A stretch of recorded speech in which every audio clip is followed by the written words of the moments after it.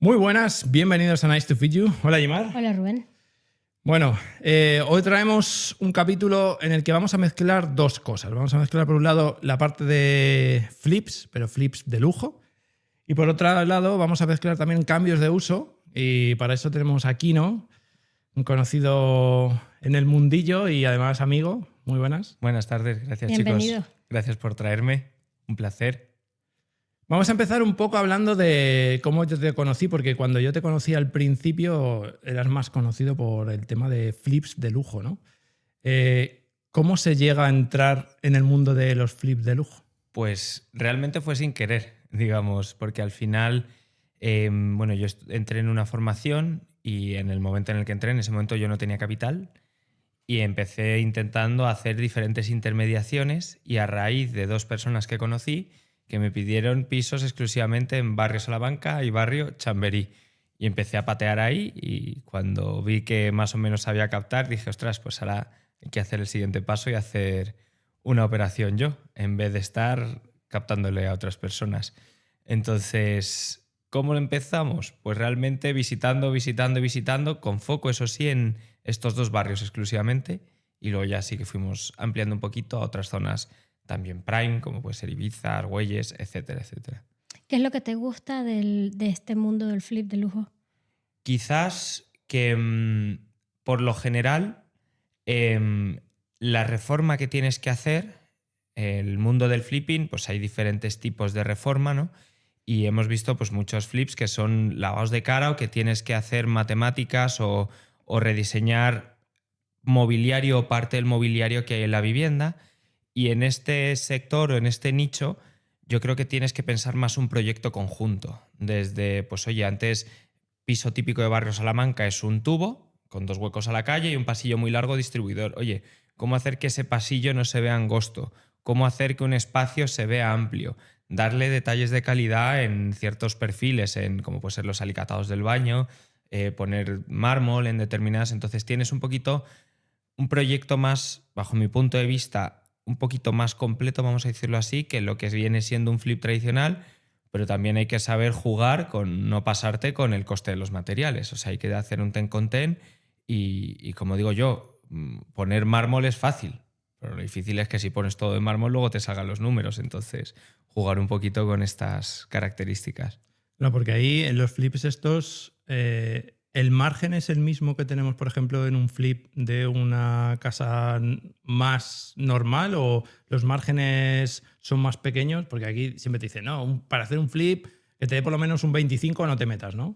Claro, nosotros ahí también, siendo honestos, entramos hace más o menos poquito menos de 4 años, pero vamos a poner hace 4 años, entonces hemos entrado en un mercado bastante alcista, hay que decirlo, y en un mercado donde no solo estábamos operando unos pocos, sino se metieron grandes fondos que movían, vamos a decir, cifras reales entre 40 a 60 millones al año solo en estos barrios. Entonces la competencia ha sido fuerte.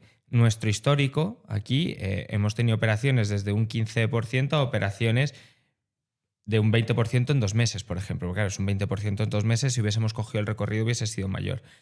Yo creo que puede haber más oportunidades o más rentabilidad porcentual en tickets un poquito inferiores, pero claro, no es lo mismo un 20% de 1 millón que un 20% de 200.000. Entonces nos metimos aquí un poco por que vimos también que nuestro trabajo por gestionar algo similar nos se paga un poquito más. Entonces, respondiendo más claro a tu pregunta, creo que en ambos mundos puedes obtener oportunidades muy interesantes, con rentabilidades muy amplias, pero sí es verdad que bajo mi experiencia y lo que yo he visto de otros compañeros o competencia, como lo queramos ver, es que en el mercado prime las rentabilidades no son tan excesivas, vamos a decirlo así. Dices que empezaste hace 4 años en un mercado alcista.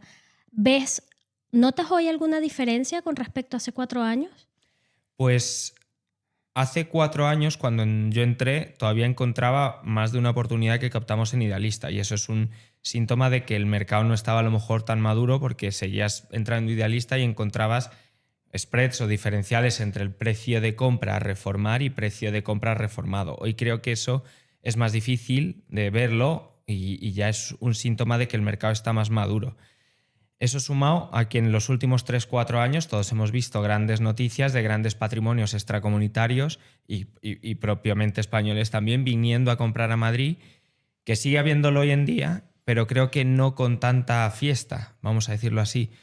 Creo que hace unos años pues un buen proyecto servía para hacer un flipping y hoy creo que hay que añadir algo más diferencial en el proyecto que hagamos. Si me permitís, os cuento un ejemplo que antes comiendo os he comentado, el piso este de Montesa, que era un piso de 98 metros construidos, realmente 80 útiles. Nosotros aquí que vimos de diferencial, oye, que el 90% estaba en el barrio de Lista, de los pisos de entre 80 y 90 metros eran de 2 habitaciones.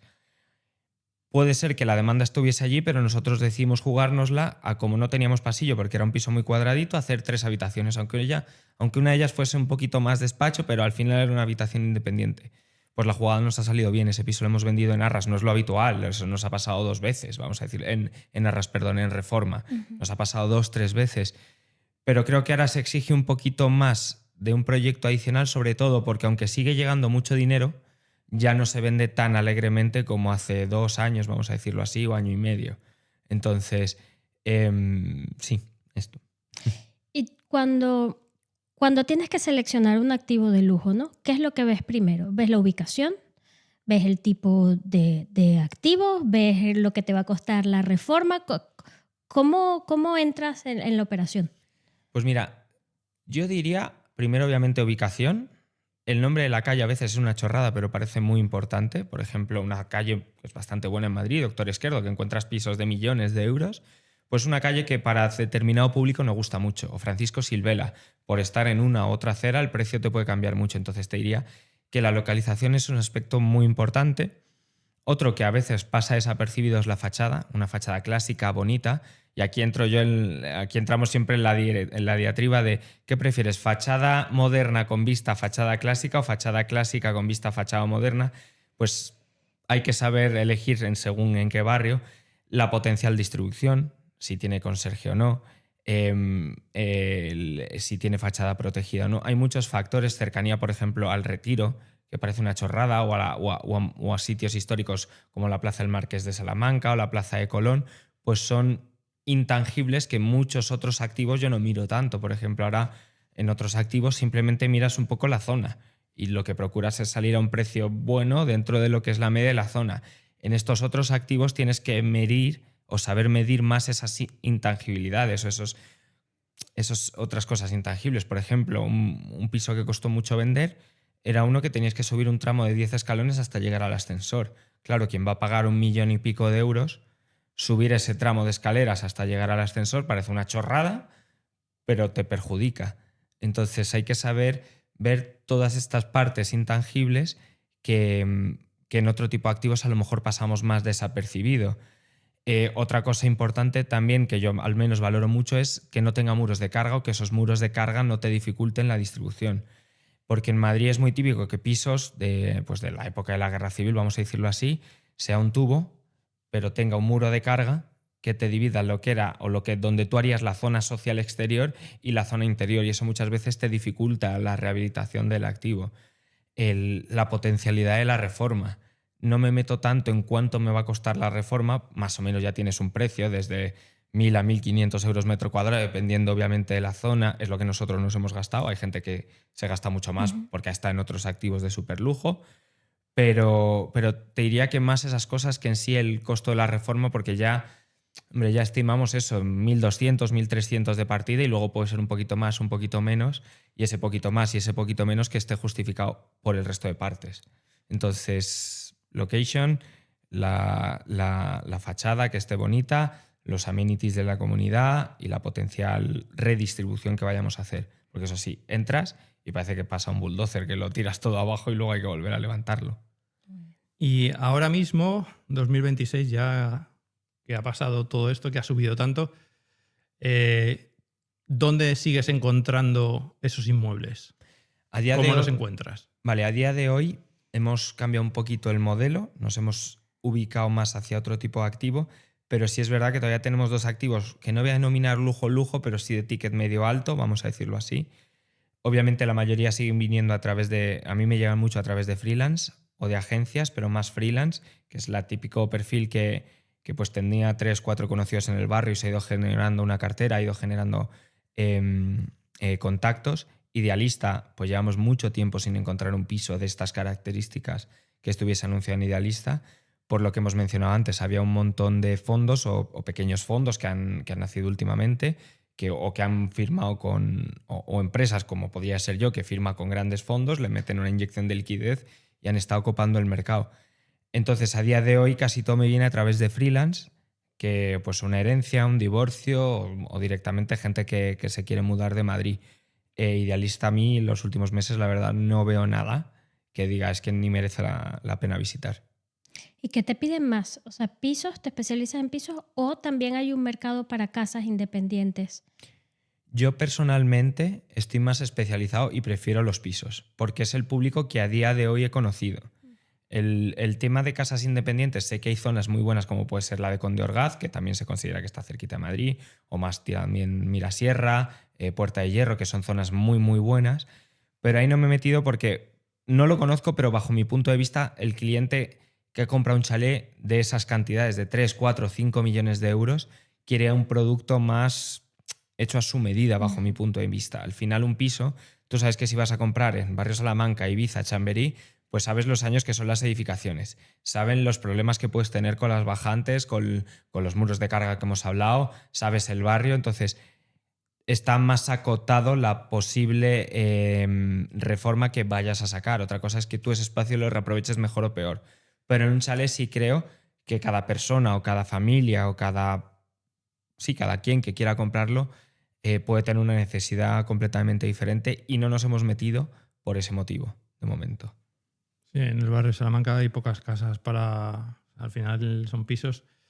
Y a mí lo que decías tú de las vistas y todo eso, claro, entiendo que estar en la calle Serrano en un primero, estar en la calle Serrano en un octavo, Cambia. puede ser como 10 veces más el precio. Bueno, a lo mejor no 10, pero 3, 4 veces seguro. Pero seguro, sobre todo, por ejemplo, calle Serrano, todos la conocemos y es súper ruidosa. Entonces, alguien que está dispuesto a pagar los 15, 16, 17.000 euros metro cuadrado que te pueden pedir, sobre todo en la parte de abajo de la calle Serrano, pues obviamente quiere que cuando esté en su casa no estar oyendo el pitido de los coches o la gente que está de compras. Entonces, la altura del piso es algo que no habíamos mencionado, pero también es súper importante y hay mucha diferencia entre un segundo y un ático. Entonces hay que también saber delimitar muy bien esos comparables a la hora que estamos haciendo nuestros análisis para el día de mañana reposicionar ese producto y que tenga sentido. Y luego tema de... Todas estas zonas tienen un problema y es que no se puede aparcar. Ahí te piden que tenga garaje y trastero. ¿Es algo que viene buscando el cliente o tú lo consigues de otra manera? Porque ahí en Serrano tienes los parkings estos que se venden y no sé qué, pero no son de las casas, ¿no? Entonces, no sé si se pueden comprar aparte o tienes que tener una casa. Pues como a la mayoría que hemos vendido, te diría que el 80% ha sido público extracomunitario, más como una segunda residencia, como una residencia donde los niños vienen a estudiar y se guardan una master suite para los padres, no ha sido un valor diferencial en la mayoría de activos. Cuando nos hemos ido a otra zona un poquito más residencial, que sigue siendo, por ejemplo, Barrio Chamberí, pero la zona Arapiles. La zona Arapiles es, si vemos el plano de Madrid, está la Glorieta de Quevedo, pues Glorieta de Quevedo hacia la izquierda, hacia Moncloa, ese barrio, ¿vale? Ese barrio sí ha sido más residencial, no ha sido tan de venta extracomunitario. Ahí sí tuvimos un activo que venía mucha familia clásica del barrio y sí que nos demandaba plaza de garaje.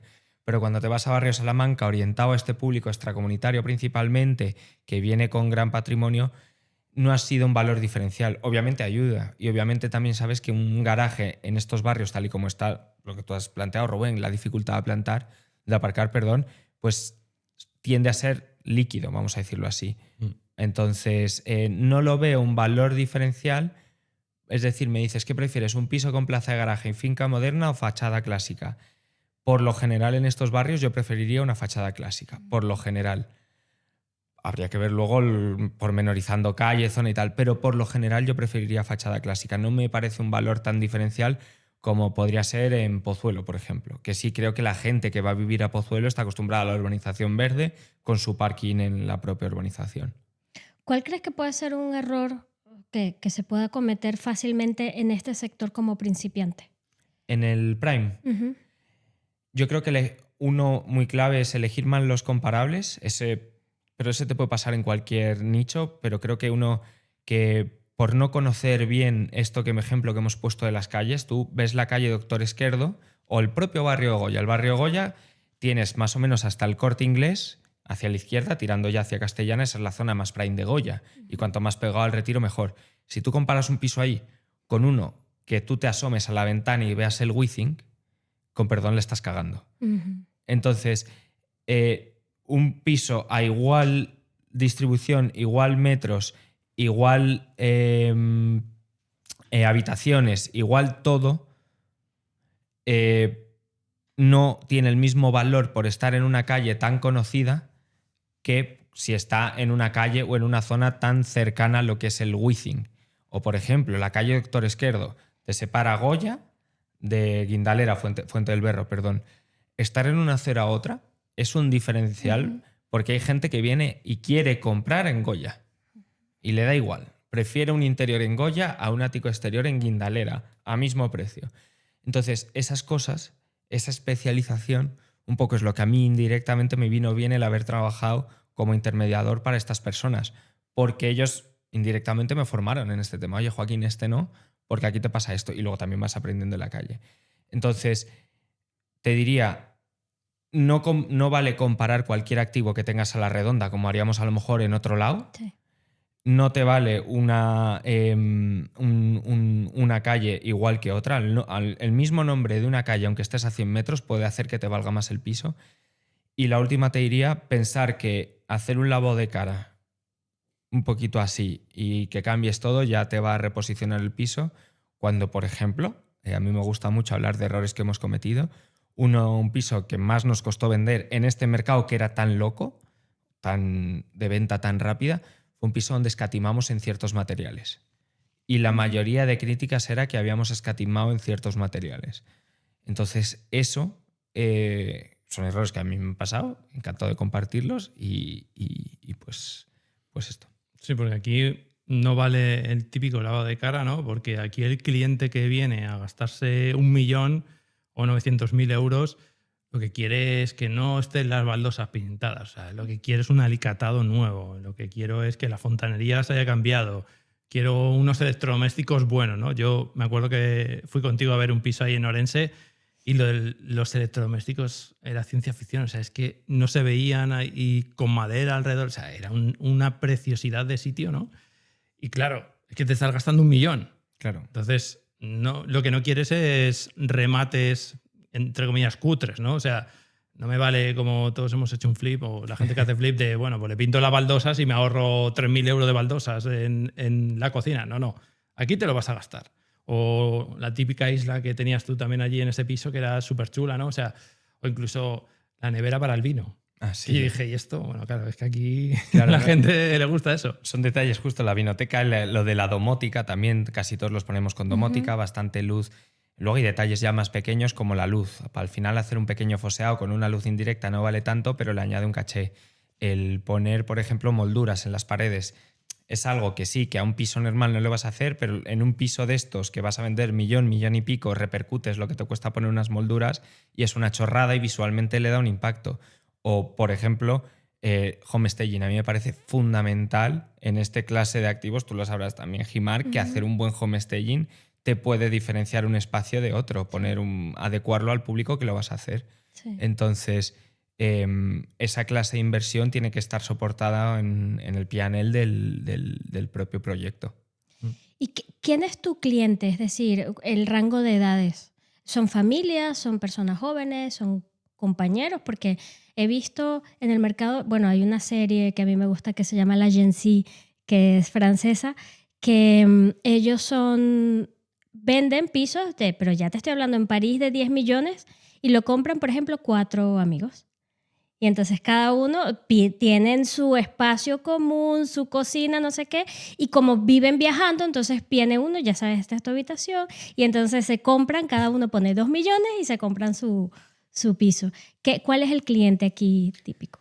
O sea, si yo tuviese que hacer uno, diría una familia, vamos a decir, hispanoamericana, de principalmente pues a los que más hemos vendido, fíjate, argentinos y brasileños, por ejemplo, una familia. donde los niños vienen a estudiar y los padres compran el activo para que los niños, varios niños, tengan a Lie, claramente, a María de Molina, tengan cada uno su habitación, tengan su espacio y los padres tengan una habitación grande y decente. Y el segundo perfil, pues un perfil más jubilado, que por casualidad tiene familia en España y quieren tener una casa en una zona buena, una zona tranquila, pero con todo cerca, comercios, restaurantes, retiro. Entonces, ese perfil. Las últimas semanas, meses, mejor dicho, lo que notamos es que está viniendo el patrimonio español, patrimonio de Galicia, de Cataluña, de País Vasco, a comprar tanto como segunda residencia como para colocar la fichita del milloncito de patrimonio. Tengo mi pisito en Madrid, que voy a verlo 3 veces al año y sé que en teoría no pierde valor. ¿Y cómo se gestiona en estos pisos los sobrecostes, ¿no? Porque siempre te dicen que las obras todas se van y vas a tener sobrecostes, pero claro, no hay un sobrecoste en una obra de 100.000 que en una de medio millón, ¿no? Claro, aquí bajo nuestra experiencia, el sobrecoste a nosotros nos ha venido en las fases iniciales de la obra, donde todavía no hemos tenido la instalación de materiales. Entonces, claro, si es, con perdón, una putada si tengo un sobrecoste en una cocina que cuesta 20.000 euros. Entonces, pero eso, la cocina es de lo último que se pone, entonces ahí ya hemos tenido, vamos a decir, todos los problemas. Si es verdad, por ejemplo, este que viste tú de Orense, si no me equivoco, creo que fue poco después de haberlo visto contigo que se nos inundó el baño por una bajante comunitaria. Entonces, No, claro, eso me dijiste que fue antes, que ya lo había reparado, pero me contaste toda la historia, que se había inundado, que no sé qué. Sí, sí. además con una visita, segunda visita, claro. Entonces ahí pues estás peleando con la comunidad, pero ese sobrecoste fueron 3.500 euros, por ejemplo. Claro, levantar el suelo de madera natural en espiga, con los rodapiés, con parte del vestidor, entonces eso es un pastón. ¿Nosotros qué hacemos? Hacemos más o menos el presupuesto cerrado, estos 1.200, 1.300 euros, y añadimos un 10% de imprevistos. Que estamos llegando a una fase final de la obra y no ha habido imprevistos, oye, pues lo mismo añadimos un extra, pues una vinoteca de una marca que a alguien que le guste el vino vaya a reconocer, y a lo mejor en vez de una vinoteca de 400 euros es una vinoteca a 800. Pero lo que hacemos es siempre una partida de presupuesto con nuestro conocimiento, con el socio. Nosotros somos socios, Andreas, que yo creo que tú lo conoces, Rubén, o si no hemos hablado varias veces de él. Luego estoy yo un poco más la parte comercial y económica, y luego está el socio que gestiona toda la parte de la reforma. Entonces, este socio es experto en ese tema y lo que hacemos es un presupuesto cerrado ya con nuestros equipos, con los materiales antes de empezar, y ahí es verdad que ese presupuesto se nos desvía poco. Lo que guardamos luego es un 10% de imprevistos por lo que pueda pasar. También, ¿por qué? Pues oye, desde que vendimos uno bajo plano, y aunque está vendido en plano no vas a cambiar nada, el cliente final siempre quiere sus cambios, por no decirlo con un taco. Y entonces eso lo metimos en esa partida de imprevistos para que no afecte al P&L de nuestro cliente, que aunque el cliente final es a quien le vendo, mi cliente como Kino, como Joaquín, es el inversor que financia estos proyectos. Entonces es al que yo tengo que decirle, oye, yo te dije 100 y vas 100, no va a ser ni más y quizás sea menos. Entonces, haciéndolo corto, el presupuesto lo calculamos una vez hemos hecho la primera y la segunda visita y luego le añadimos un 10% de margen de imprevistos. Sí, justo te iba a preguntar porque yo me esperaba bastante personificación o como en este tipo de activos, ¿no? Que, o sea, que vengan y te digan, mira, yo quiero, no sé, y te pidan cosas antes de la entrega. Eso normalmente, ahora por ejemplo en este que os he comentado antes en la comida que hemos vendido, sí es verdad que ha habido que modificar cosas, ha habido que hacer un tabiquito entre la cocina y el salón porque la persona quería añadir un murete, quería añadir también un cerramiento. Entonces, cuando lo vendemos en fase de reforma da más pie a ello. Cuando ya está acabado, por ejemplo el de Orense que viste tú, Rubén, la persona que lo ha comprado está haciendo una reforma que está agrandando el salón y quitando una de las... Tenía 3 habitaciones, pues lo está dejando como 2. Entonces luego ese cliente, si quiere hacer algo, lo suele hacer a posteriori. Parte buena, contrata a mi socio y mi socio pues gana otro poquito más con la reforma, pero por lo general preferimos entregarlo, como dice la escritura, en cuerpo cierto y luego ya que cada uno deshaga el cuerpo cierto. Sí, porque si no, aquí cada uno dice, vale, sí, pero me tienes que cambiar todo y dices, me he gastado una pasta. Claro, yo te iba a preguntar porque justamente hablabas de inversores y no sé qué. ¿Cómo se financia un piso en que te vas a gastar 900.000 euros en total. El primero llorando casi. El primero me acuerdo que firmamos las arras el 27 de diciembre y apuramos la compra al 13 de marzo. El primero nos costó esos 3 meses financiarlo y es verdad que luego ha ido, vamos a decir, rodado. De ese primero salieron 2, que los financiamos relativamente rápido, y ahora una de las cosas positivas que tenemos ha sido el boca a boca, porque no tenemos ni web, el poco movimiento que le demos en Instagram, y ha sido el boca a boca. Entonces nosotros lo que tenemos es diferentes sociedades, que lo que procuramos es hacer a sociedad por operación, no siempre lo cumplimos, sobre todo cuando son operaciones de flip sencillas, vamos a decirlo así, que no hay demasiada obra, que no hay demasiado riesgo. Entonces hacemos sociedad por operación y ahí nosotros aportamos siempre una parte del capital. En función del riesgo de la operación, pues si es un flip tradicional, un 10% suele ser. Si es un cambio de uso, pues podemos llegar entre el 15 y el 25%. Si fuese una operación de ocupas, pues hasta el 50%. En función del riesgo que vemos a la operación, aportamos un poquito más de capital y el resto de los inversores entran en 2 modalidades. Una, resultado, con una cuenta en participación, y la otra, con un préstamo a tipo fijo. Tipo fijo, vamos a poner un ejemplo, un 10% a lo que dure la operación. Y estas son las 2 modalidades. El tipo fijo, sabes desde el principio lo que vas a ganar. Ahora mi trabajo es hacer que la operación sea corta. Y el tipo variable, pues obviamente depende del precio de venta, de si optimizamos la reforma o no, de si pues se vende antes de tiempo y no te has gastado el 100% del IBI del año, de estos temas. Entonces esas son las 2 modalidades que estamos haciendo a día de hoy. O sea, que es más de gente que te conoce. O sea, no es como otros inversores que lo que buscan es tengo mi web y aquí entras.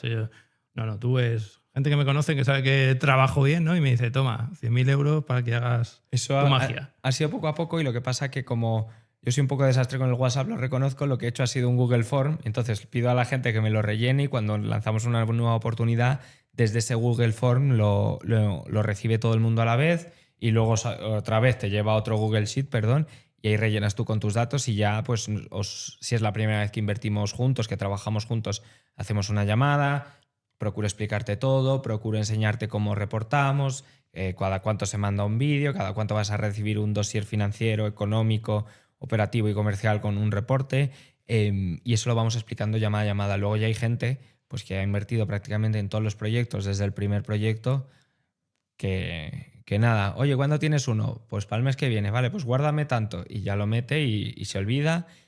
Y una cosa que estamos haciendo, sobre todo desde que yo estoy un poquito más liberado, es hacer visitas, no vamos a decir muy regulares, pero sí hacemos al menos, procuramos hacer 1 o 2 visitas al proyecto con los inversores para hacerlos más partícipe, que no sea algo puramente financiero, como si invirtiese en una plataforma. Que una plataforma inviertes, te llegan los dosieres y no tocas el ladrillo. Pues oye, al menos así la gente es más partícipe, lo siente más suyo. Incluso hay veces que te dan feedbacks muy positivos de cara a otro proyecto aplicarlo. Oye, pues en vez de haber puesto este plato de ducha, pon este otro que lo compra. No sé, pues estos tips que incluso que a todo, bueno, siempre hay que aprender, yo creo, ¿no? Uh-huh. ¿Cómo equilibras justamente eso, la estética? O sea, porque tienen que ser estéticamente atractivos, obviamente, como comentaba Rubén, con la rentabilidad. O sea, ¿cómo haces ese...? Yo creo que la buena labor, o sea, una buena labor es una buena reforma y obviamente no escatimar en materiales, pero creo que el plus, y que muchas veces pasa desapercibido, es el home staging. Y me parece que es una labor fundamental porque al final un piso vacío, por mucho material que hayas puesto, no te va a hacer verlo como tu casa, no te va a hacer sentirlo acogedor. No, es a veces esos olores que ponéis las profesionales del sector que cuando entras pues te huela, escuchaba a Laia, por ejemplo, ¿no? Yo hago una cafetera que huela un poquito a café. Uh-huh. Pues estos detalles creo que para mí es incluso más la diferencia que si has comprado un azulejo muy bueno en Obramat, alguna vez lo hemos hecho, o lo has comprado en porcelanosa. Al final, mientras sea un buen azulejo, tiene que ser buen material, pero no tanto el nombre. Si hay gente que te pide el nombre y que te pide, oye, ¿dónde has comprado esto? Y obviamente, si pone porcelanosa es mucho mejor que Obramat, aunque el acabado visual sea prácticamente el mismo. Por ejemplo, donde nunca escatimamos es en cocina. Siempre nos gusta que cuando abran un cajón vean que la piedra es de Consentino, por ejemplo, Oye, que tienes otras piedras iguales de otras marcas menos conocidas que al final es marketing. Pero es con sentido, es haciendo un símil es los coches. ¿Cuál es el coche más fiable? Lo hablábamos antes, Toyota. Pero quizás alguien que tiene dinero prefiere comprar un Mercedes aunque sea menos fiable que un Toyota. Entonces es saber jugar dónde pongo un Toyota y dónde pongo Mercedes, simplemente por la chapita. Cocina, siempre voy a poner Mercedes. Baños, voy a poner parte Mercedes, parte Toyota. Suelos, pues dependiendo del piso, pues sí voy a poner una madera natural gruesa ahí no me sale la palabra, en espiga, y en otros a lo mejor voy a poner un buen laminado, pero me da igual que sea un laminado continuo, ¿no? Vamos a decirlo así, rodapiés. Pues oye, habrá pisos que ponga un rodapié bueno, pero de un tamaño normal, y otros que hemos puesto de 20 centímetros. Entonces, a veces es analizar esto, y obviamente no es lo mismo una reforma que tú vayas a hacer en Recoletos. Recoletos es el meollo más caro, es donde está la puerta de Alcalá, que lo hagas, por ejemplo, en el piso este que os comentaba en Montesa. Oye, Montesa es muy buena zona, es muy buena zona, pero no es el cliente que va a comprar en Recoletos. Entonces, es saber jugar con los Toyotas y con los Mercedes. Vamos a hacer el símil. Me gusta mucho que menciones lo del homestaging, porque muchas veces también se asocia el homestaging a temas de lujo, y no es así. El homestaging aplica para todo tipo de vivienda. Al final, lo que logras con el homestaging es que la persona se vea viviendo ahí. Total. Que es lo importante. El truco del café no lo sabía, pero el que yo me sé es el de hornear una tarta. Claro, tú horneas una tarta y claro, la gente entra y huele a casa. Pero eso no lo puedes hacer conmigo, que yo soy goloso y me la como antes de que venga la gente, pero sí.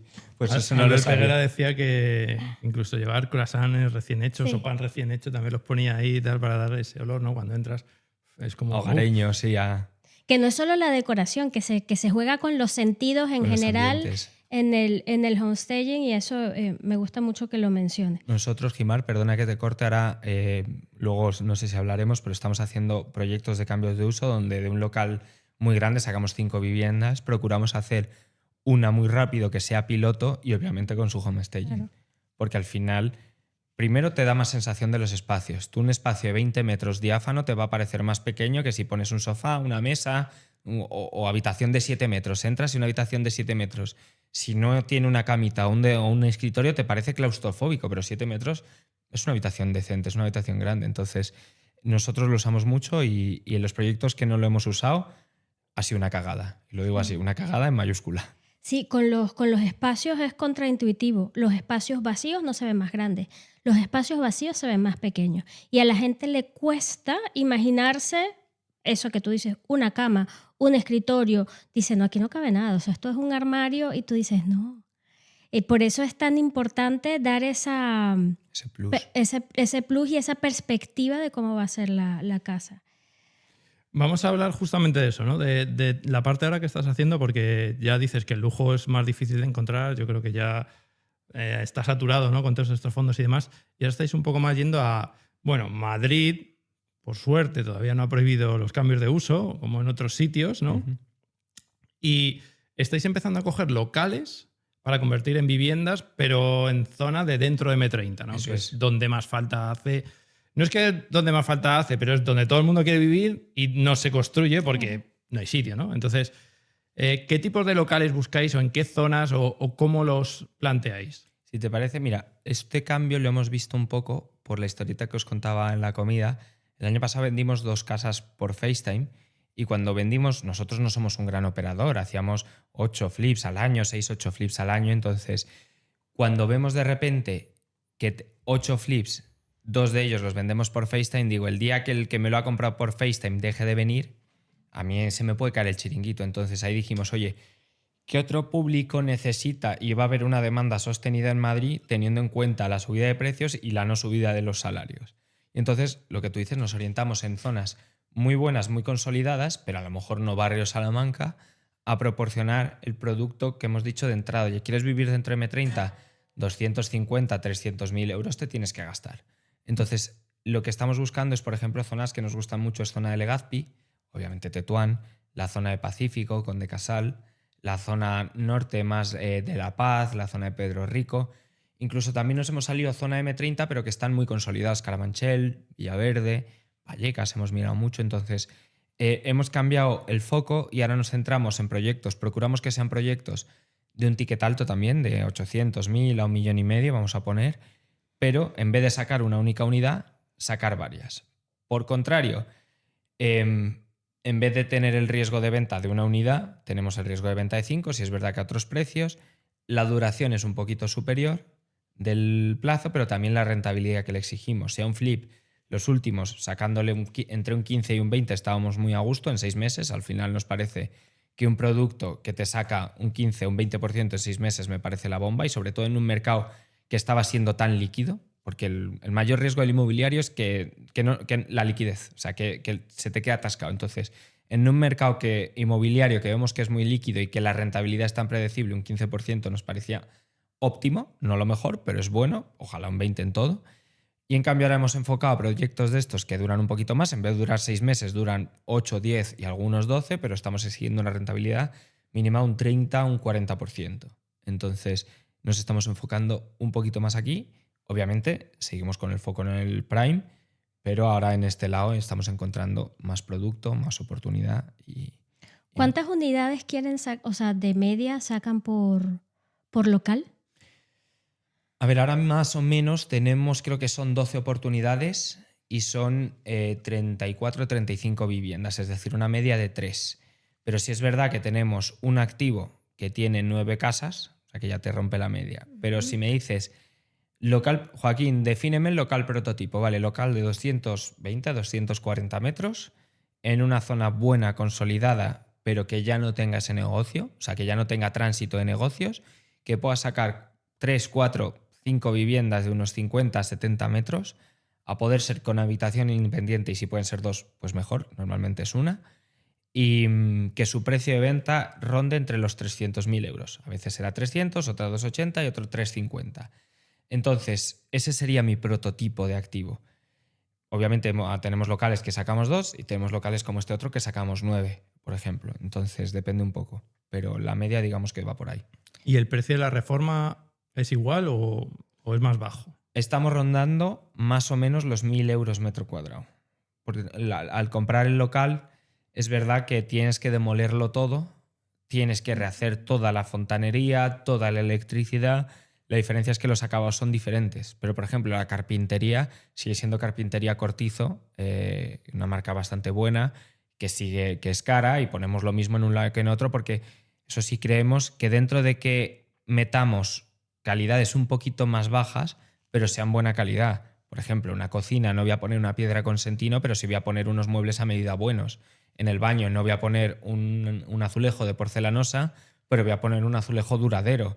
El suelo, pues ponemos, creo que era de 15 milímetros, el suelo con canto biselado, o sea, un suelo potente. Entonces, no conseguimos acortarlo tanto como a lo mejor otras personas sacan cambios de uso a otros precios, hemos escuchado, pero estamos cómodos con esos 1.000 porque obviamente también tienes que vender una casa que soporte 300.000 euros en 50 metros cuadrados, que no solo por estar dentro de M30 vale todo, que eso ya también lo hemos visto.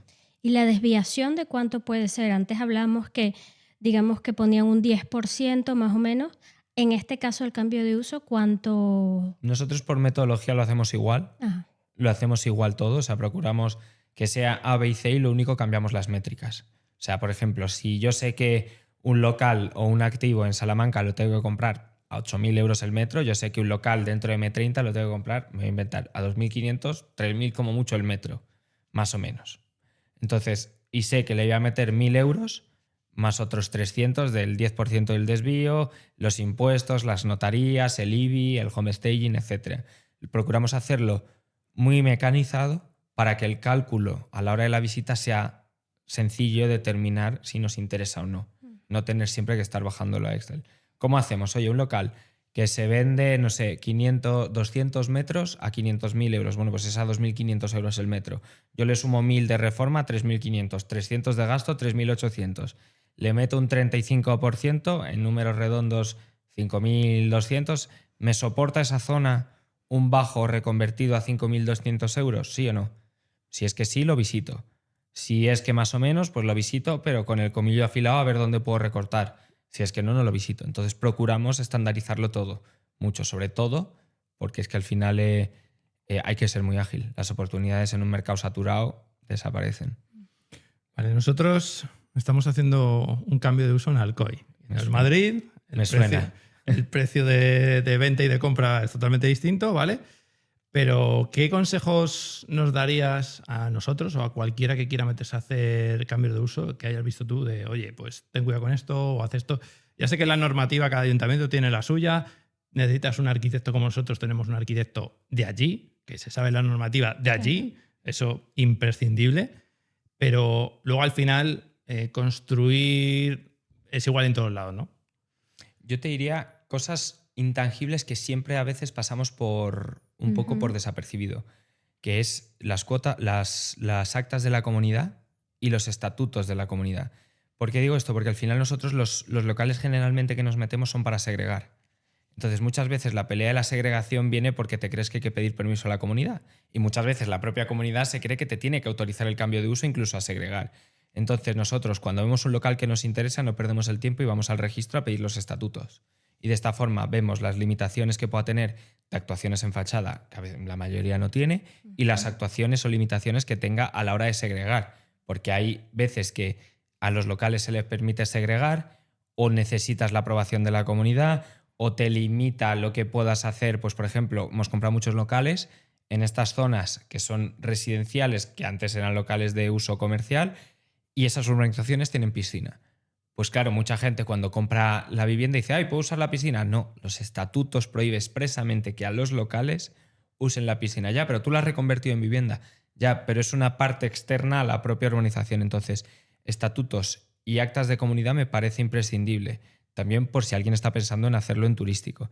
Segundo, la parte que has comentado del arquitecto obviamente es fundamental para saber las reglas del juego. Al final, las reglas del juego es el ayuntamiento. Un cambio de uso es cumplir Madrid, 40 metros útiles, no sé cuánta luminosidad, salón con un radio de 3 metros, dormitorio con un radio de 2,70 metros, baño creo que es 4 metros, o sea, es cumplir un checklist, vamos a decirlo así. Altura 2,50. Pero hay otra parte muy importante que muchas veces no se mira. Tener ese buen contacto en el ayuntamiento o haber revisado en el ayuntamiento si hay cupo de vivienda, o sea, si se puede aumentar el cupo de vivienda en ese distrito, en ese barrio, en esa zona, si no tiene ninguna afección especial urbanística porque esté dentro de un APE, un API o como se llamen, si no tiene protección patrimonial. Estuvimos a punto de comprar un proyecto, un local, que el edificio tenía una protección patrimonial de un nivel bajo, pero aún así tenía que pasar por un organismo en Madrid que se llama la CIPAM, que es el patrimonio, para que nos verifique que lo que vamos a hacer se puede o no. Entonces, esto ha sido casi una cagada que cometemos. Pues yo creo que esos pequeños checklists que un flip, un CRV, con todo yo amo el flip, si has comprado bien, vamos a decir que es muy difícil perder dinero, si has comprado bien. Obviamente hay que actuar bien luego la reforma y todo, pero si has comprado un piso de 100 metros que se vende a 500.000 reformado y lo has comprado a 200.000, coño, pues tienes que liarla mucho para no ganar dinero. Pero en cambio un local que has comprado 200.000, que prevés que vas a sacar X unidades que las puedes vender a 500.000, si tienes protección patrimonial, si no te prohíben la segregación, si está en una zona donde no hay cupo por lo que sea de viviendas, pues la has cagado. Entonces yo creo que tienes que añadir esos checks de una forma ágil y al igual que hemos estandarizado 2.500 más 1.300 más el 40%, lo voy a ver o no, pues yo creo que aquí tienes que tener esta parte un poquito más estandarizada de estatutos, comunidad, protección patrimonial, que me parece bastante importante a la hora de hacer esta clase de activos. Pero cuando haces esa revisión, porque por ejemplo los estatutos, o sea, muchas veces, incluso para compra normal, yo he tratado de hablar con el administrador, me dice no te puedo dar, antes de comprar y te dicen no te puedo dar información. En el registro. En el registro. En el registro tú vas y nosotros vamos siempre al registro, te cuesta 3 o 4 euros los estatutos. Es un peñazo porque tienes que ir y a veces te los dan al día siguiente y tienes que volver, pero es que agilizas mucho el trámite. Entonces, lo de la CIPAM lo que nos ha enseñado es, no nos ha colado de momento, bueno, sí, en una, perdón, hacer una oferta donde pagamos unas arras y se queda reservado hasta la supervisión de la CIPAM de que el proyecto esté aprobado. Entonces, pero si no hacemos estas cosas, sobre todo en Madrid, que han ampliado antes el centro, la zona cero creo que se llamaba, era más delimitada, ahora la han ampliado y ahora cualquier edificio pues tiene que tener la reconversión de los locales a vivienda, tiene que tener consonancia con el edificio. Y están, por ejemplo, muy pesados con la apertura de huecos a fachada. O sea, es decir, tú si tienes la tira de ventanas aquí, no puedes hacer aquí muro y aquí ventana. Prefieren que lo hagas todo bastante condicionado. Y eso te condiciona el rediseño del potencial del piso también. Nosotros allí en Alcoy tenemos eso, ¿no? Pues dice el ayuntamiento que tiene que tener 2 fachadas. O sea, tiene que dar a 2 fachadas, claro.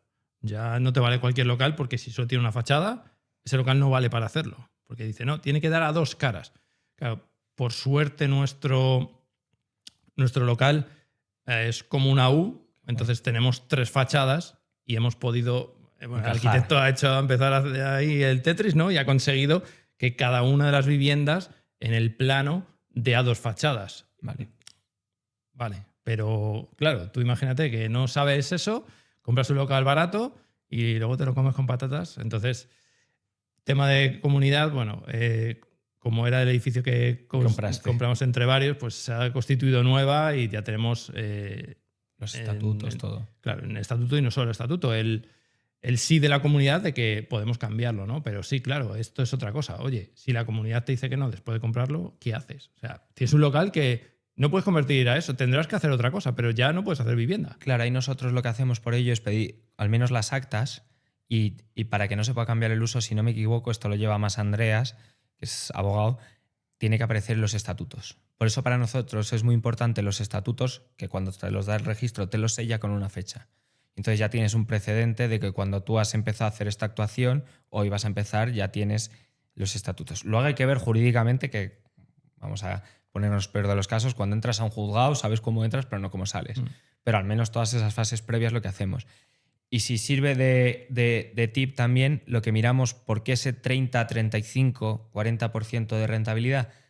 Pues porque si yo no puedo venderlo como vivienda, pero sí me puedo asegurar que lo he segregado y saco 4 loft o 4 locales con aspecto de vivienda, pues oye, yo sé que un piso que lo vendería como vivienda a 300.000 euros, yo más o menos como un local lo vendo a 260, a 250, a 270, dependiendo de la zona, dependiendo de cómo esté por las dificultades de la hipoteca y de todo.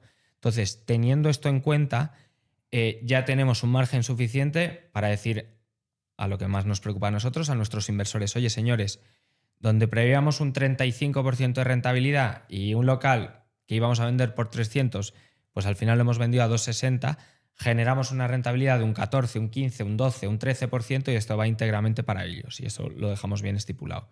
Entonces, al final, claro, no es lo mismo trabajar con tu capital que trabajar con capital de otros y nosotros esa medida, oye, pues hay proyectos que pueden generar un 30%, pero si no lo conviertes en vivienda no llegamos ni a un 10% de rentabilidad, entonces en esos no entramos. Buscamos que en este caso el plan B, que sea venderlos como loft, podamos pagar a la gente que ha confiado en nosotros. Porque cuando vendes como loft, eso es para un despacho profesional. Si alguien quiere vivir es su problema, ¿no? Porque ahí se supone que no te dan la cédula de habitabilidad y ahí no podría vivir nadie. Ahí en teoría no puede vivir nadie, aparte la hipoteca te dan el 70% como máximo, si no me equivoco.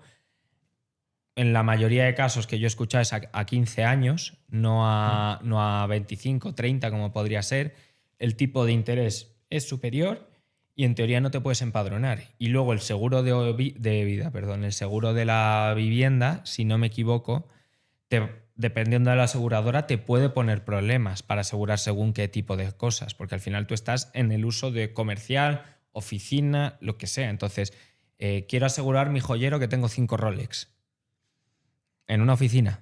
Entonces, hay esas dificultades que a día de hoy, en la mayoría de ayuntamientos, bajo lo que yo estoy viendo, hacen muchos la vista gorda, porque obviamente hay un problemón de vivienda que lo estamos solucionando los pequeños inversores mayoritariamente, como los que estamos hoy aquí hablando.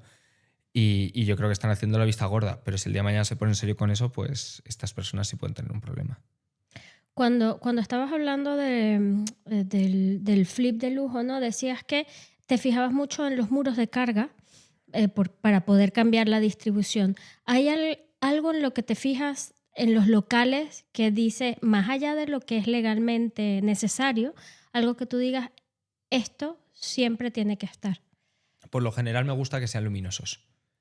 O sea, ya no me fijo tanto en otras cosas, pero que sean luminosos, porque cuando vivimos en un bajo, o cuando yo estaba en bajos, la sensación es de que no va a ser muy luminoso. Y dentro de que vas a vivir en algo que es caro, que son pocos metros, oye, pues que al menos te llegue luz. Y segundo, si puedo pedir que sea en una calle no muy ruidosa.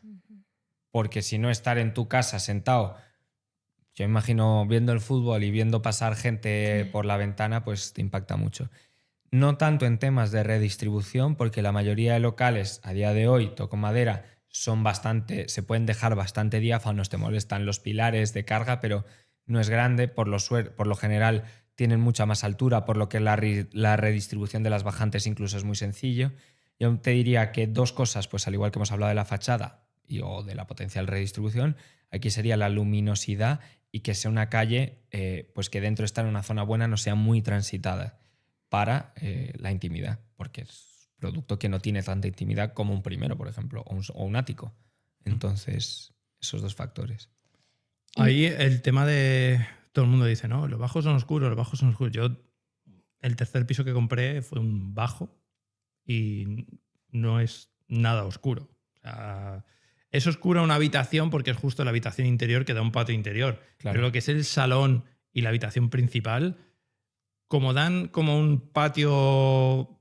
No es un patio de luces porque es enorme. Comunitario, Entonces, ¿no? Sí, pero es súper grande, entonces es súper luminoso esa parte. Luego hay una habitación que sí y el baño porque da atrás, pero yo creo que es una cosa que todo el mundo tiene, ¿no? De que los bajos que son ruidosos y son oscuros, bueno, pues depende, ¿no? Y hay humedades siempre en los bajos, bueno, pues depende de qué bajos también, Claro. porque es otra cosa que se dice, ¿no? En los bajos siempre hay humedades. Bueno, pues Justo si lo haces bien, ¿no? Justo iba a decir eso, que el tema de humedades en los bajos, cómo se trabaja, porque es lo que dicen, es ¿cómo se llama? El conocimiento popular, ¿no? Te dice, bajo no, porque hay humedades siempre. Bueno, y los últimos también, que hay humedades Sí, siempre. por la cubierta. Ujú. Nosotros de momento no hemos tenido ningún problema en ese aspecto. Voy a tocar madera. Entonces, lo único, obviamente, si sale al cabo de 2 años, creo que estamos obligados a repararlo una vez, aunque lo hayamos entregado.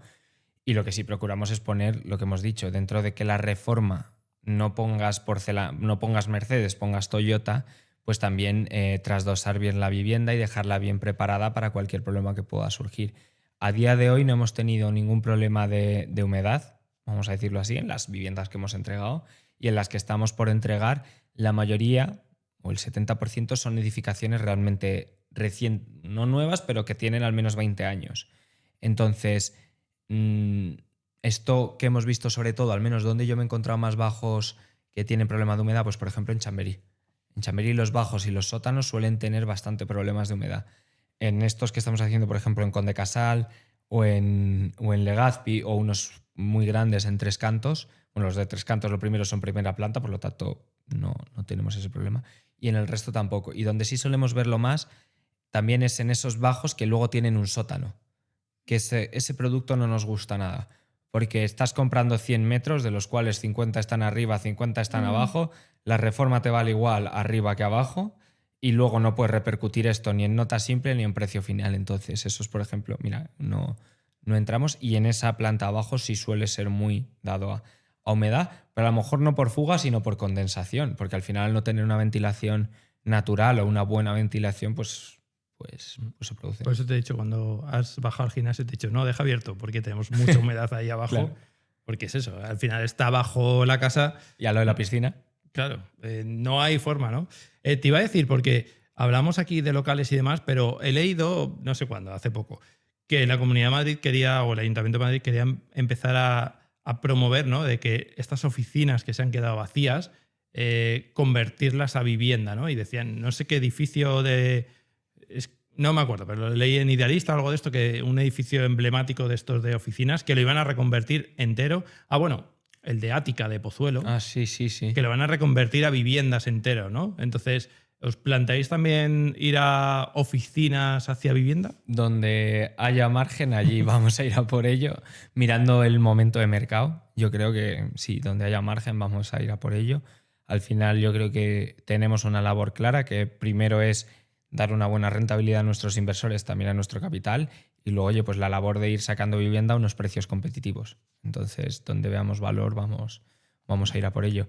A día de hoy algún edificio nos han pasado, pero es verdad que cualquier producto que esté dentro de M30 y sea un edificio completo, me parece a día de hoy inasumible. Luego es verdad que la gente lo vende a unos precios descomunales. Entonces, pero sí, si nos surge alguna de esas, Rubén, te llamamos para hacerlo todos en conjunto. Yo no tengo tanto dinero, pero un pequeño ticket sí te pongo. Vale. Y en cuanto a la financiación, decías que, bueno, que son los socios, los inversores, ¿también trabajan con financiación bancaria o nada? Hemos hecho una operación con financiación bancaria y podríamos haber hecho alguna más, sí, pero el problema no quiero mezclar deuda bancaria con deuda inversora. Ujú. Porque hay gente que lo hace y yo lo respeto. Nosotros, al final, el ticket o la rentabilidad media que pagamos el año pasado fue un 14%, incluyendo la variable y la fija, un 14%. Si yo me financio con banco, cuando nos hemos financiado nos ha costado un 3 y pico. El diferencial son más de 10 puntos de rentabilidad, es un pastón. Estamos moviendo 10 millones de euros al año, más o menos, de los 2 años consecutivos prácticamente. Entonces, estás hablando de 1 millón, pero el problema que me puede generar eso es que ahora el viento sopla de cola y me está ayudando a vender y está ayudando al que el ciclo siga. Pero si se para el ciclo y por un casual yo tengo un problema de liquidez en una empresa o en un activo o lo que sea, se me puede caer el chiringuito porque el banco va a decir, oye, vale, perfecto, no me has pagado, me quedo con el activo y los inversores, ¿qué? Entonces, ese riesgo de momento no lo vamos a asumir. La única operación que hemos hecho con deuda bancaria ha sido metiendo nosotros el resto a pulmón. Éramos conocedores de que podíamos perder el resto. ¿Es un modelo que queremos explorar? Sí, pero el problema o el bendito problema es que como estamos tan contentos trabajando con nuestros inversores, y también egoístamente te voy a decir el mayor porqué.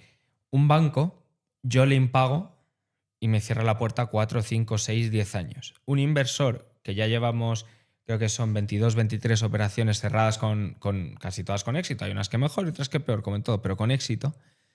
Si de 23 la 24 me sale mal, va a seguir confiando en mí si le doy buenos motivos. El banco no. Entonces, a lo mejor ese millón, que es mucho dinero que perdemos los socios al año o que le pagamos a nuestros inversores, cuando el mercado se ponga jugoso de verdad, que es cuando hay crisis, voy a tener el músculo suficiente para ser el que mejor me lo pase comprando. ¿Y hacia dónde va el mercado? ¿Va hacia el premium? ¿Va hacia los cambios de uso? ¿Hacia dónde crees que va? Yo hice a principio de año una apuesta donde veía que el premium este año se iba a estabilizar. Por estabilizar es un poco lo que hemos hablado, no es bajar 20 o 30 mil euros el precio, no es bajar el precio en un mercado. Yo creo que se va a estabilizar, quizás con una ligera tendencia a la baja, porque también hemos visto, o lo que yo he visto es mucho estrechamiento entre el precio de venta reformado y el precio al que sale a reformar. Entonces, creo que se tiene que mantener un margen sano, no a lo mejor para sacar superoperaciones, pero tiene que haber un margen sano que justifique por qué el reformado está a 1 millón y por qué el para reformar está a 700 o 750.000 euros.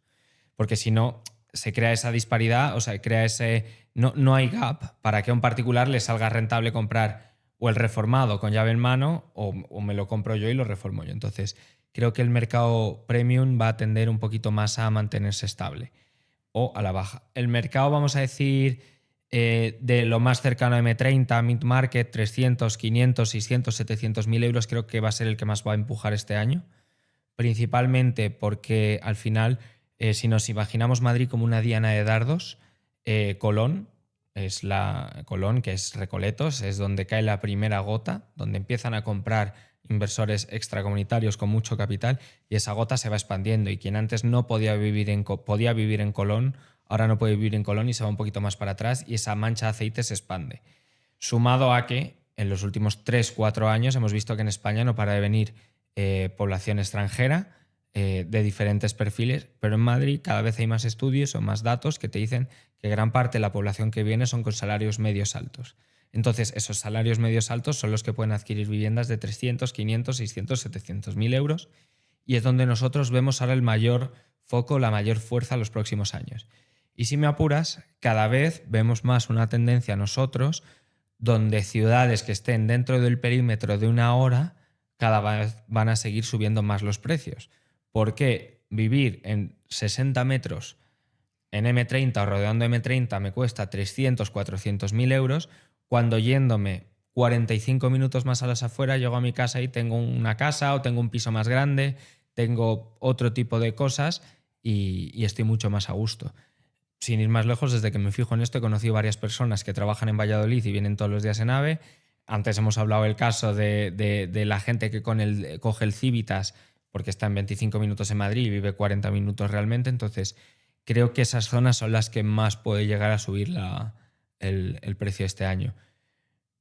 Por resumir toda esta chapa, con perdón, el Prime yo veo estabilización, Mid-Market 300 a 800 mil euros creo que es donde vamos a ver una subida sostenida y la mayor en las ciudades de 40 minutos a una hora de lo que son las grandes urbes, Madrid, Valencia, Barcelona, la subida de precios.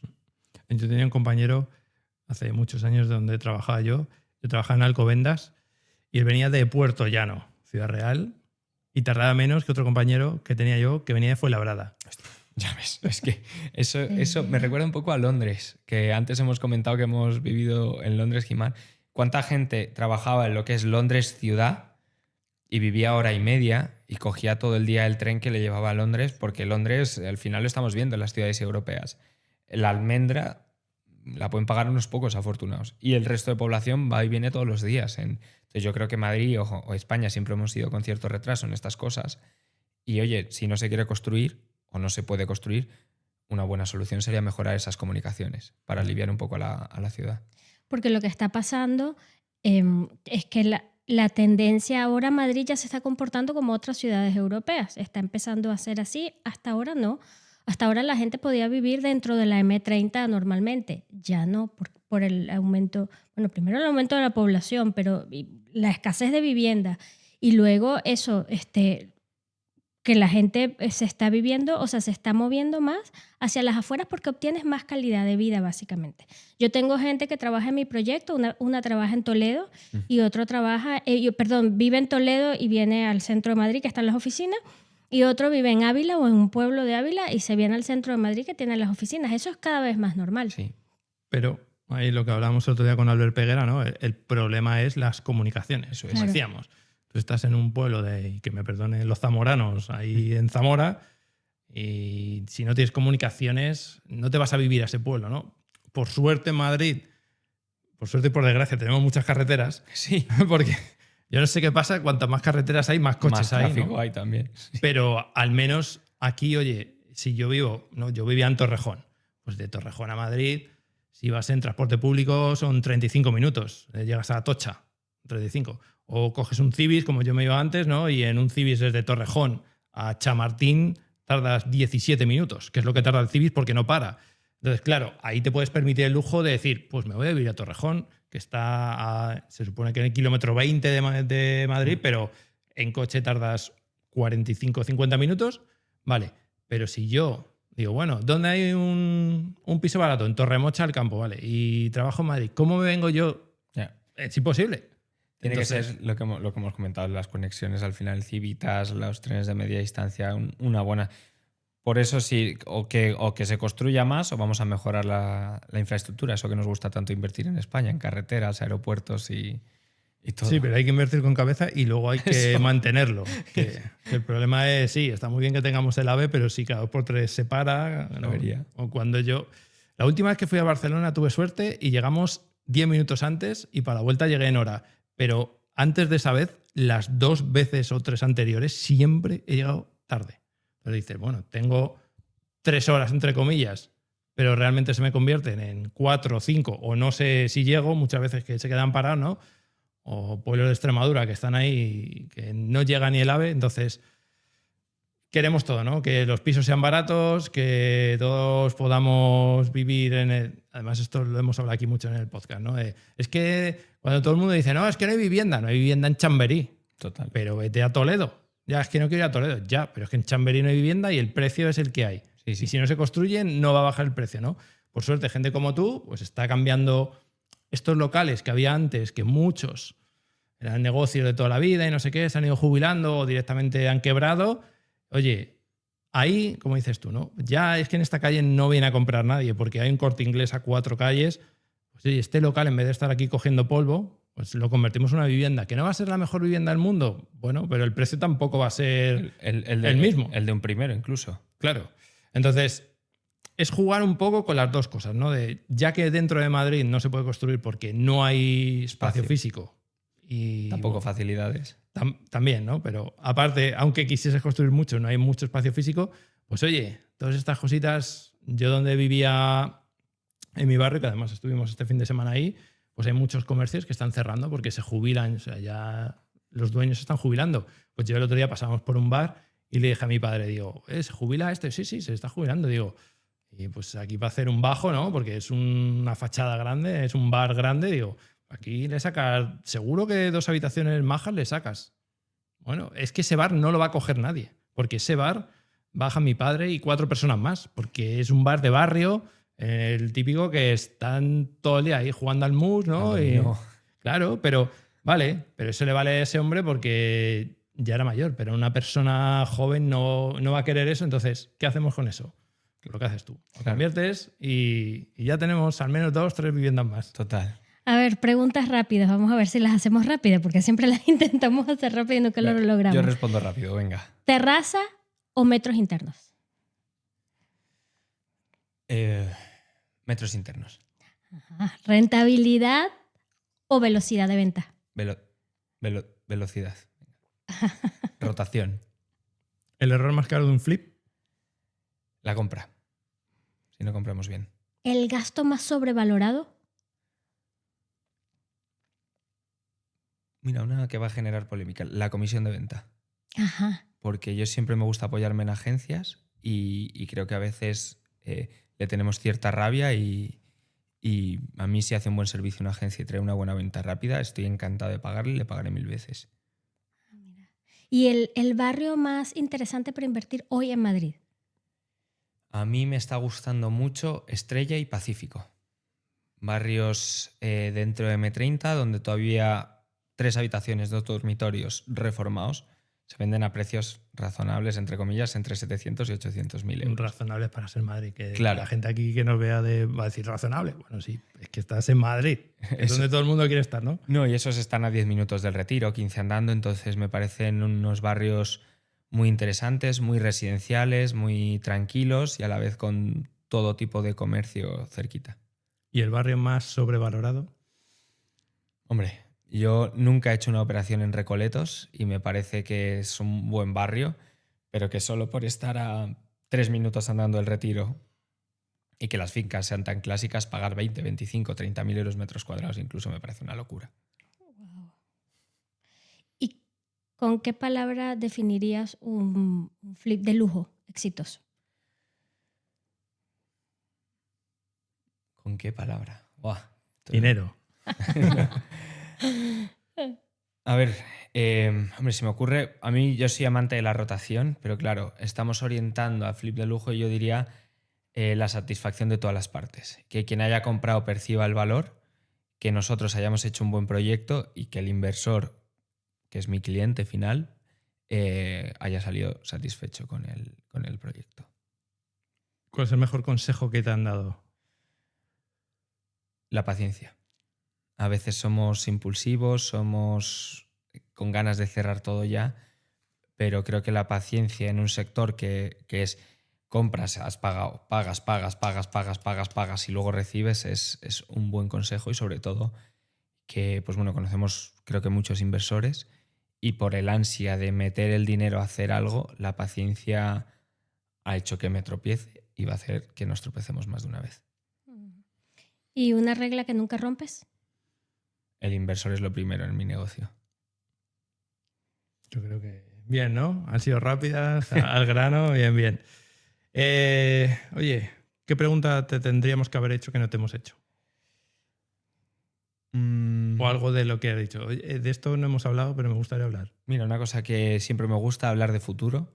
Hemos hablado de cómo vemos esto y un sueño que tengo, por ejemplo, es, me haría ilusión montar el típico vehículo de rentas, es decir, un build to rent to sell, o sea, comprar un solar, un WIP, un edificio o algo que acumule propiedades donde se vaya pagando una rentabilidad mensual a los inversores y al cabo de 3, 4, 5 años se vayan liquidando las propiedades con una plusvalía. Es algo que me apetece hacer. No creo que sea más rentable que lo que hacemos ahora, pero es un reto y como los retos me gustan y creo además que oye, pues que en determinados barrios, si todavía puedes encontrar cierta rentabilidad y añades vivienda de alquiler, creo que puede ser un buen momentum para seguir haciendo este tipo de proyecto. ¿Dónde lo vemos? Típico local, típico edificio, que si exigimos un 40, un 30, un 35 de rentabilidad nos genera un 20, un 18, y pues a lo mejor me tengo que quedar con esa plusvalía latente, comprarlo, reconvertirlo en vivienda, alquilarlo 3, 4, 5 años y si me acompaña la curva, pues luego habré ganado más, pero si no, al menos he ganado el 5, 6, 7% neto que me genera la rentabilidad más la plusvalía del 10, 15, 18, 20 de lo que lo venda el día de mañana. Entonces, es algo que me parece bastante interesante y que es un objetivo que algún momento haré. A día de hoy no sé cuándo, pero que quiero hacer. ¿Y lo harías en Madrid? No tendría limitación aquí. No tendría limitación. Con un buen equipo local no tendría limitación. Donde estáis vosotros me parece una muy buena zona, esta zona que manejáis también vosotros. Ahí hay bastantes cositas de estas. Sí. Bueno, pues te voy a hacer la última pregunta del podcast. Venga. Ha sido muy interesante tenerte aquí, pero tenemos que cerrar. Todos tenemos cosas que hacer, sobre todo tú, que tienes que volver a tu casa. Sí. ¿A quién te gustaría que trajésemos aquí al podcast? Creo que Andreas, mi socio, mira, puede ser un buen perfil. Y algún perfil, creo que una de las cosas que a veces menos tratamos por lo general los inversores es la mentalidad y la resiliencia, el no. Y alguien que nos ayude a superar esas barreras de... Porque cuántos nos han dicho antes de comprar una propiedad. Entonces esa parte de mentalidad me parece súper interesante. Del no desesperar, del tener la paciencia, la constancia y saber que detrás de muchos nos pues hay algunos sí que te alegran. ¿Qué vas a decir a uno de tus mentores, a Pau Antó, no? Hombre, ese siempre. Bueno, pues lo apuntamos ahí, ya hablamos de Andreas, porque sí, yo no le conozco, hemos hablado mucho de él en las comidas que tenemos tú y yo, y siempre me comentas, tienes que conocerle, y al final nunca hemos coincidido, pero oye, una comida de estas que hagamos, la próxima te lo traes. Eso es. Quedamos por Madrid en vez de aquí y así también le conozco y a ver qué tiene que aportar, porque y también si quiere salir, ¿no? No todo el mundo quiere venir a un podcast. Seguro que sí. Bueno, tú le convences. Yo le pincho un poco, eso es. Pues nada, Kino, que un placer tenerte por aquí y nada, seguiremos viéndonos, comiendo y debatiendo de nuestras cosas y a todos los que queráis saber un poco más, dejaremos también tus redes por aquí. De vez en cuando vas subiendo, pues hoy he visitado hasta ahora, ¿no? Y vas poniendo ahí lo que vas haciendo. Eso es. Y seguro que alguno te escribe por DM de, oye, yo quiero invertir contigo o tal. Bueno, oye, muchísimas gracias a los dos, Gimar, Rubén, por la invitación. Ha sido un placer y nada, nos vemos prontito. Muchas gracias a ti. Adiós. Chao.